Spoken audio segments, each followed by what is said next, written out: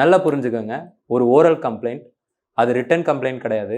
Oral கம்ப்ளைண்ட்லேருந்து அது ஒரு எஃப்ஐஆராவும் ஆக கிடையாது. அதனால தான் இந்த வழக்கை நம்ம கஸ்டடி டெத்தாக பார்க்கக்கூடாதுன்னு சொல்கிறோம்.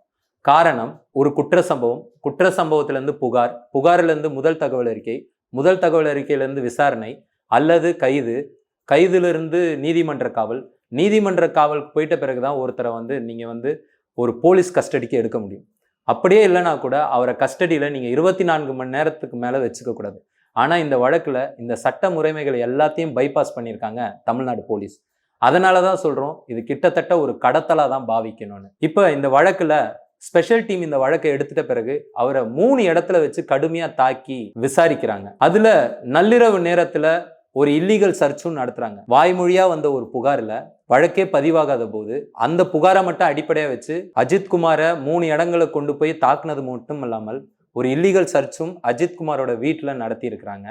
அந்த வீட்டில் சர்ச் நடத்தின போது தான் அவருடைய சகோதரரான நவீனையும் அரெஸ்ட் பண்றாங்க. நவீனையும் அஜித்குமார் முன்னாடி கடுமையா தாக்குறாங்க. இப்படி 3 இடங்கள்ல வச்சு மாத்தி அவரை தாக்குன பிறகு ஒரு கட்டத்துல இந்த போலீஸ் கிட்ட இருந்து எப்படியாச்சும் நம்ம தப்பிக்கணும், நம்ம உயிரை காப்பாற்றணும்னு நினைச்ச அஜித்குமார் ஒரு யுத்திய கையில் எடுக்கிறாரு. அவர் என்ன சொல்றாருன்னா, நகையை நான் தான் எடுத்தேன், அந்த நகையை கோவிலுடைய அசிஸ்டன்ட் கமிஷனர் ரூம் பின்னாடி ஒளிச்சு வச்சிருக்காருன்னு பொய் சொல்றாரு. காரணம், போலீஸ் கிட்ட இருந்து தப்பிக்கணும். கோவிலுக்கு இவரையும் கூட்டிட்டு போறாங்க. மறுநாள் கூட்டிட்டு போன பிறகு மாட்டு கொட்டடியை வச்சு நகை எங்கன்னு கேட்டபோது அவர் உண்மையை என்ன சொல்றாருன்னா, நீங்க என்ன அடிச்சுக்கிட்டே இருக்கிறீங்க, உங்ககிட்ட இருந்து தப்பிக்க தெரியாம நான் இப்படி ஒரு பொய்யை சொன்னேன்னு அவர் பதிவு செய்யறாரு.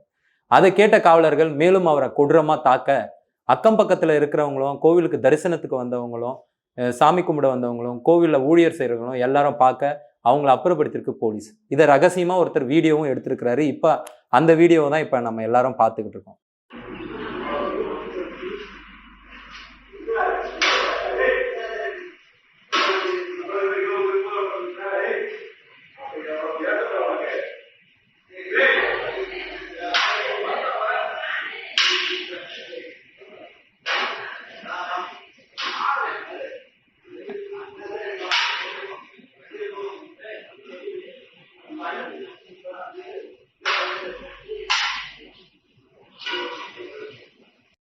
ஒரு கட்டத்துல தாக்குதல் அதிகமான பிறகு அஜித்குமார் அங்கேயே மலம் கழிச்சிடுறாரு. அதன் பிறகு சுதாரிச்சிட்ட காவல்துறை அதே கோவில் நிர்வாகிகளை கூப்பிட்டு அவரை ஒரு ஆட்டோல ஏத்தி தனியார் மருத்துவரான பாஸ்கரனுடைய மருத்துவமனைக்கு அவரை அனுப்புறாங்க. பாஸ்கரன் அவரை பரிசோதிக்க மறுக்கிறாரு. அதுக்கப்புறம் திருபுவனம் ஜிஹெச்க்கு அஜித்குமாரை கொண்டு செல்றாங்க. அங்கதான் திருபுவனம் ஜிஹெச் மருத்துவர்கள் அவர் கொண்டு வரும்போதே இறந்துட்டு இருக்காருன்றத டிக்ளேர் பண்றாங்க.